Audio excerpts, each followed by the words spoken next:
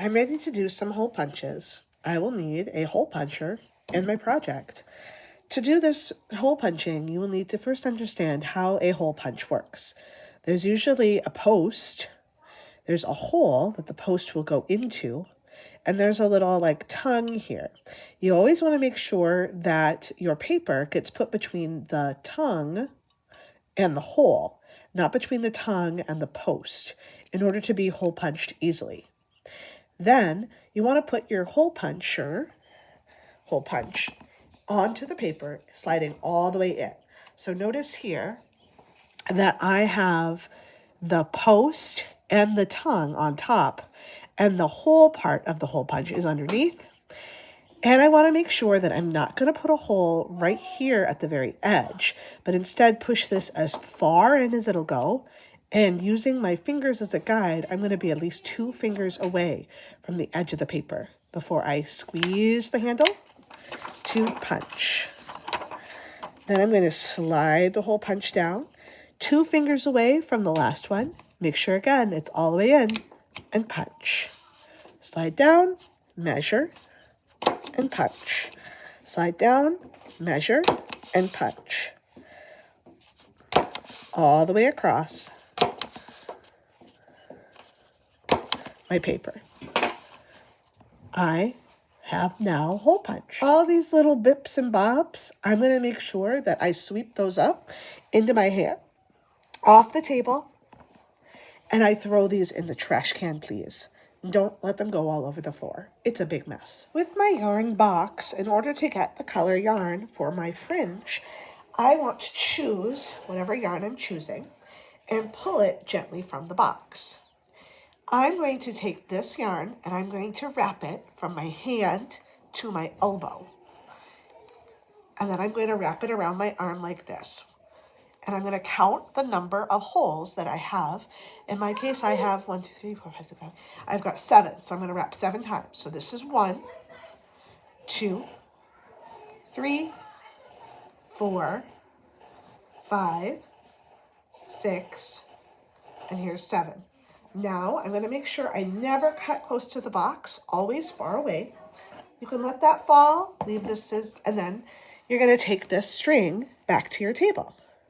At your table, you are going to cut this where the ends meet, and you'll have bundles that is way long, and you're going to take this, fold it in half, and you're going to cut at the fold. So you take your scissors, go into the fold, and cut all at once. Now you have a big bundle of yarn that's all about the same length, and you're going to repeat this for 1 more color. When you have both of your colors for your bundles, you're going to start by getting a set of 3 yarns.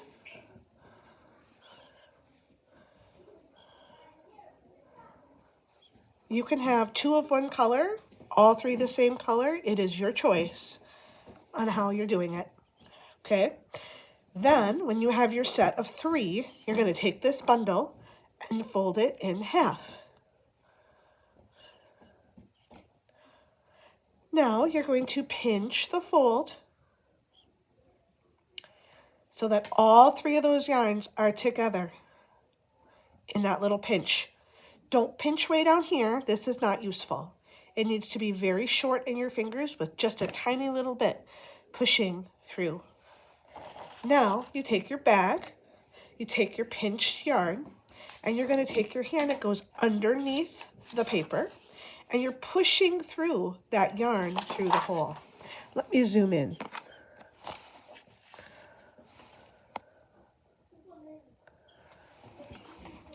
Taking that yarn, pushing it through the hole, and your other hand is pinching, grabbing, and pulling. It should look like a little circle monster. Now your fingers are like, this is almost like a Pac-Man. Okay, so our Pac-Man wants to eat the rest of this string. So we're going to reach through and grab the string and pull it through the loop. So it's laying like this. Now we gently take all those strings and we gently tug down. Let me repeat that one more time. Okay.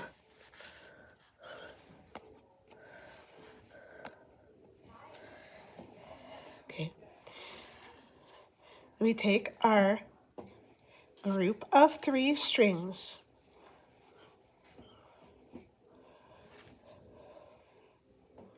We fold them in half so the ends line up. We pinch the bundle in the center. Push it up through the hole. This finger is like pushing. This hand is pinching. Pinch, pinch, pinch. Grab and pull just a little bit. Separate your loops so you have all 3. You should be able to count 1, 2, 3 loops.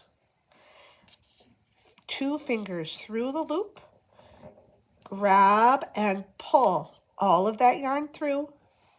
Grab the loose tails and gently tug down. Keep going until you have your fringe.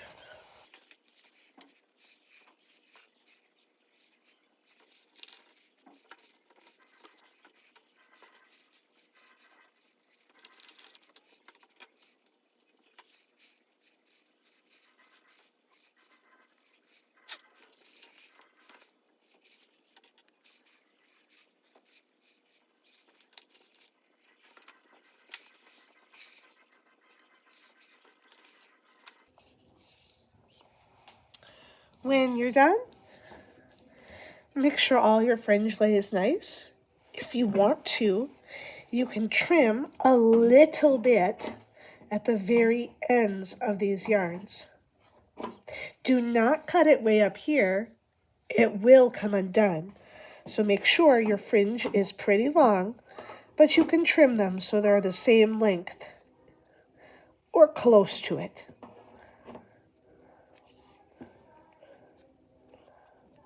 These little bits can go to the trash can, but these longer ones can go in my Yarn Monster box to be used by other students.